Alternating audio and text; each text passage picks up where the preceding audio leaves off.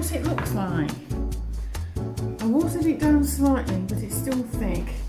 I couldn't eat it as thick as it was though, far too thick. You could probably just about still stand your spoon up in it. So this is going to be a little swirl of cream.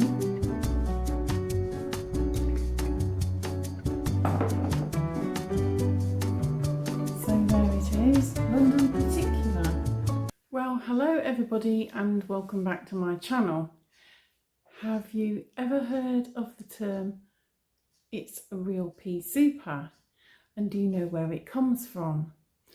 Well, it actually comes from, in particular, and there's a clue, the Victorian period. And even now the term is used. And in particular,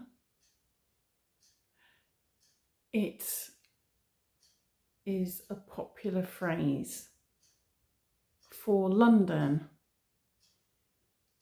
along with the expression "the smoke." In Victorian times, London was notorious, as were many other industrial places, for thick fog. Today we're going to make a modern day version of London Particular. Now, London Particular is a very thick soup. It's often made with dried peas, but traditionally it would be made from yellow split peas.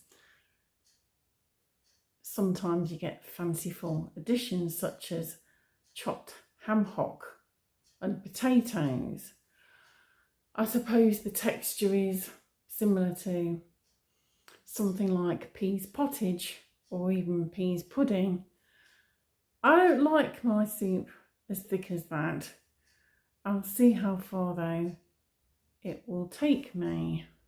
The recipe I'm using today is taken from this Cooking for Chaps. I bought Dan this book some years ago in the hope that he might try a few of the recipes, because he is actually a good cook when he puts his mind to it. But no such luck, and I seem to be the only one who has made any meals from this fabulous book.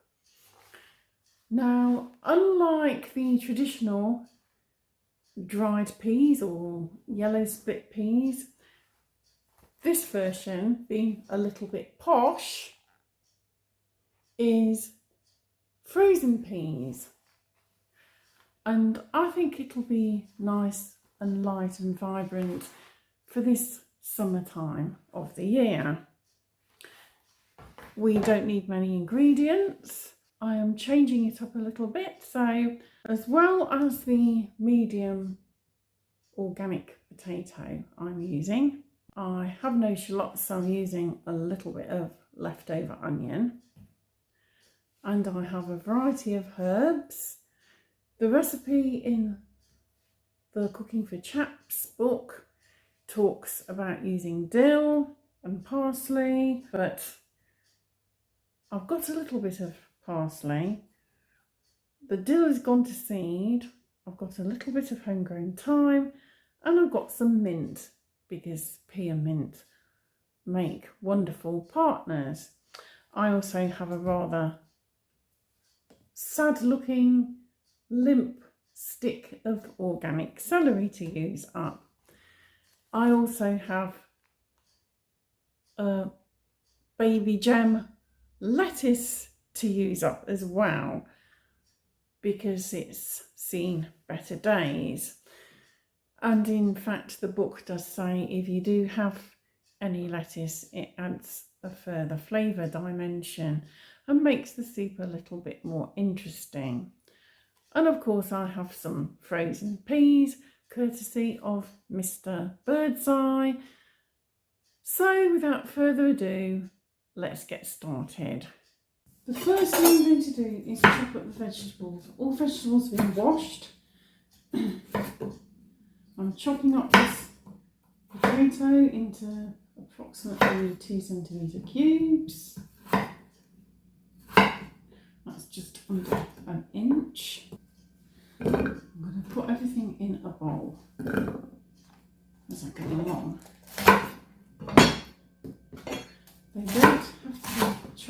too small. You want it easily blendable though.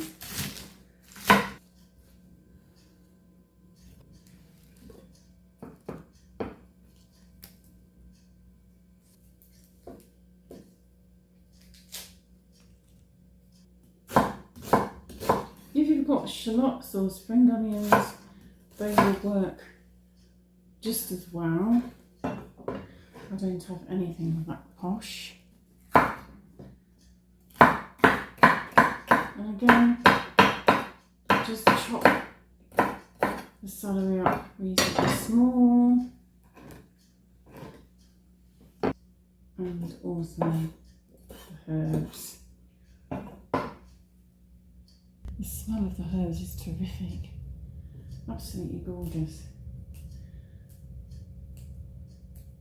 Pick off the mint and any dried bits. And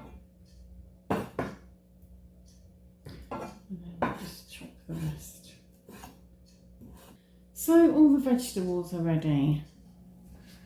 Next I have a large saucepan. Go in with all the vegetables.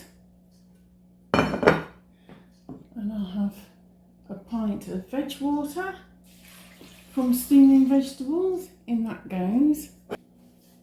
And then half a pint of milk. If you prefer, you can use single or double cream. And now it goes on the hob. Bring it to the boil and then let it simmer for about 10 minutes.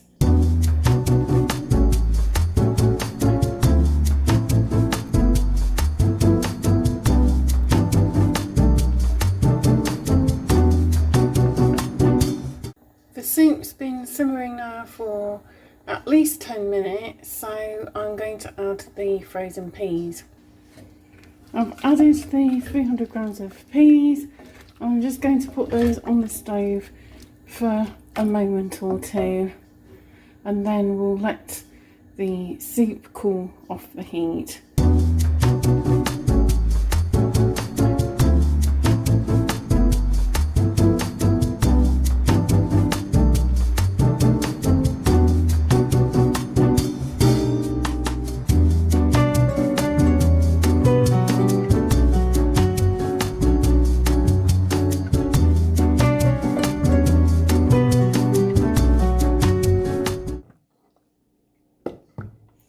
That's about the right texture, although I think it's a little bit too thick for me. So I'm just going to water it down slightly, but that's really how you want it to look, that thick. There we go, that's still very thick, but I've watered it down just a little bit. That's fine, I can manage that. And now I'll get the rest of the lunch ready. This is what it looks like. I watered it down slightly, but it's still thick. I couldn't eat it as thick as it was though, far too thick. Anyway, let's see what Dan thinks of this. You could probably just about still stand your spoon up in it. There's an escaped pea.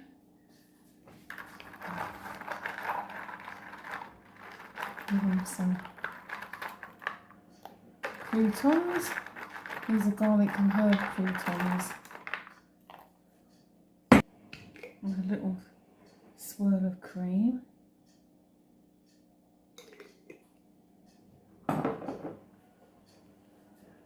So there it is, London particular. And now Dan will have a butcher's at this. Tell me what you think of this then, babe. It looks very nice. It's got a smiley face in it. There's a mouth, there's a nose, 2 eyes and an extra eye. Oh, you big child, you. Let's have a taste. Mmm, that is gorgeous. Do you like that? Jumbo jumbo. What are the croutons like? Are they alright? They're just bought ones. I think they came from Aldi. Yeah, they're fine. They're lovely. So, what mark would you give me out of 10 then? Oh, full marks. That's really nice. And is it seasoned well? Seasoned perfect. I don't think there's going to be I think tomorrow we'll have to miss out on this because it will be eaten today. I don't think so. Well, that was another successful recipe. If you enjoyed this video, please give it a like. Please comment. Have you tried London particular? Do you make it the proper old-fashioned way, or do you like the more poncy version like mine? Please share, please subscribe, ding ye oldie notification bell, ding ding, and I will see you again soon for the next one or even another recipe. Until then, bye for now.